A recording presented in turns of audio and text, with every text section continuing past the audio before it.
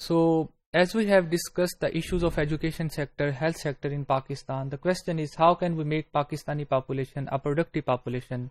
میں آپ کو ایک ایگزامپل کے ذریعے سمجھانے کی کوشش کرتا ہوں کہ پالیسیز کیسے بنانی چاہیے.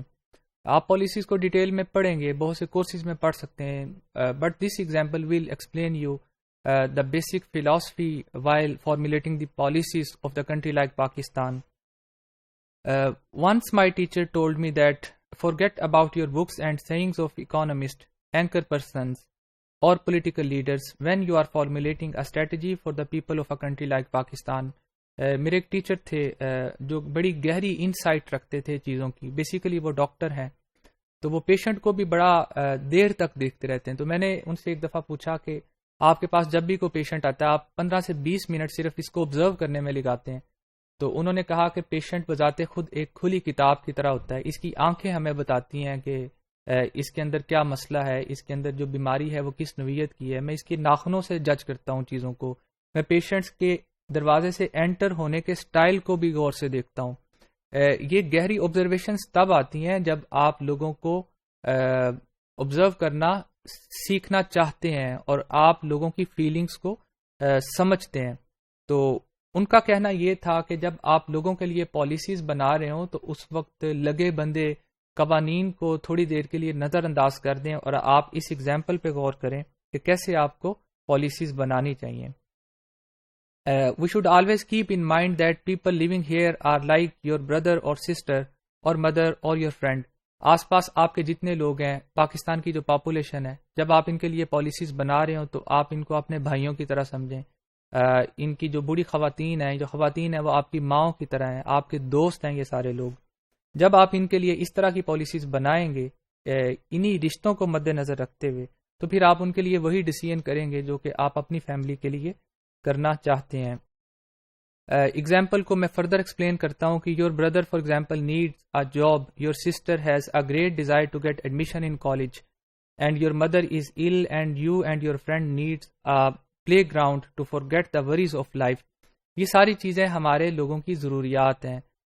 نوجوانوں کو ایجوکیشن کی ضرورت ہے, نوجوانوں کو جابس کی ضرورت ہے, لڑکیوں کی یہ خواہش ہوتی ہے کہ وہ بھی پڑھے لکھیں اور زندگی میں آگے بڑھیں. ہر کسی کے اندر اللہ تعالیٰ نے ایک دل ڈالا ہے, آگے بڑھنے کی لگن اس کے اندر ہوتی ہے, آپ اس کو کسی چیز سے محروم نہیں کر سکتے. اسی طرح اگر آپ کی والدہ بیمار ہوں تو ان کو ظاہر ہے میڈیکل سہولیات کی ضرورت ہے, اور آپ کو اور آپ کے دوست کو پلے گراؤنڈز کی ضرورت ہے. اس کی وجہ سے ہیلتھ بھی بہتر ہوتی ہے, انسان کریٹیو بھی ہوتا ہے, انسان ٹالرنس بھی سیکھتا ہے. یہ ساری چیزیں انسانوں کی ضروریات میں شامل ہیں. Now first judge the cost of your brother's unemployment and its consequences on your sister's education and your mother's illness and dreams of life. اگر آپ کے بھائی کو جاب نہیں ملتی یا کسی خاندان میں کسی بچے کو جاب نہیں ملتی تو ہو سکتا ہے کہ اس کی بہن نہ پڑھ سکے, وہ اپنی ماں کا علاج نہ کروا سکے, یا ان کے خواب بکھر جائیں, اور جب کوئی اکنامکلی اسٹرانگ نہیں ہوگا تو زندگی ایک لو لیول پہ رہ جائے گی. Then estimate the cost of shattered dreams of your sister if she could not get admission in college. انسان کی ایک خاص عمر ہوتی ہے جس میں وہ اپنے خوابوں کو پورا کر سکتا ہے, وہ علم حاصل کر سکتا ہے. اگر کوئی غربت کی وجہ سے یا فیسیلیٹیز کے نہ ہونے کی وجہ سے ایڈمیشن حاصل نہ کر سکے, زندگی گزر جائے گی, اس کی زندگی میں جو خواب تھے وہ پورے نہیں ہو سکیں گے. Then estimate how much you are willing to pay to save the life of your mother. This is a very fundamental question everybody need to ask. اگر میں آپ سے پوچھوں کہ آپ کا بچہ بیمار ہے, آپ اس کو بچانے کے لیے کتنے پیسے خرچ کرنے کے لیے تیار ہیں, تو کوئی ماں یہ کہے گی کہ جتنے چاہے پیسے لگ جائیں میں اس کو بچانا چاہوں گی.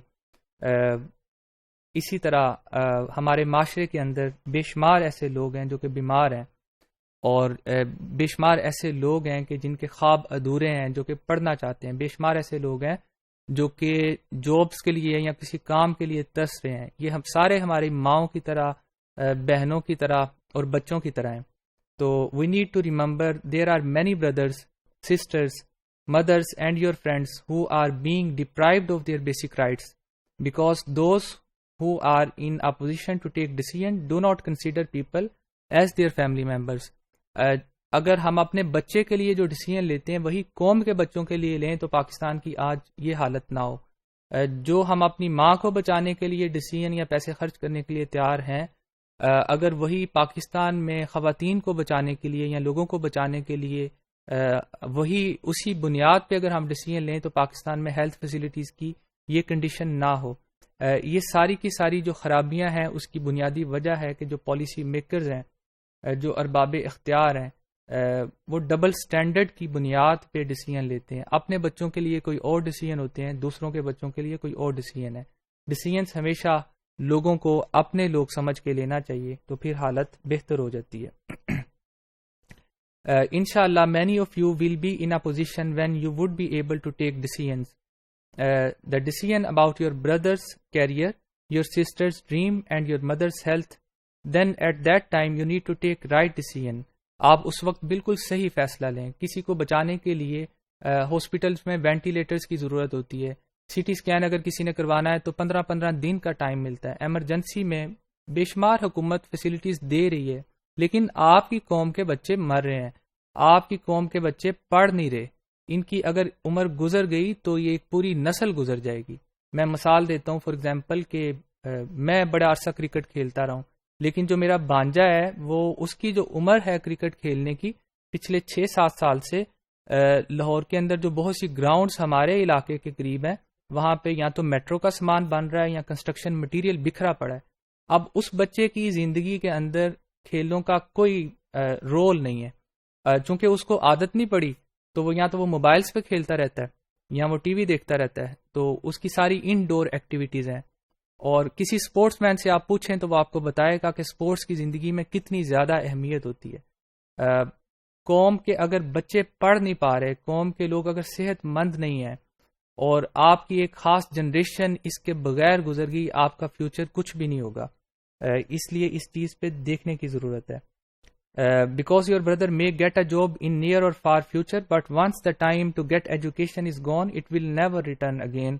And if mother die, will never return again. The mother without substitute. کوئی اپنی ماں کو مرتے ہوئے دیکھنا پسند نہیں کرتا. بے شمار لوگ ہیں پاکستان میں جو سہولیات کے نہ ہونے کی وجہ سے مر جاتے ہیں. ان کے لیے وہی ڈیسیژن کریں جو کہ اپنے گھر والوں کے لیے کرنا چاہیے.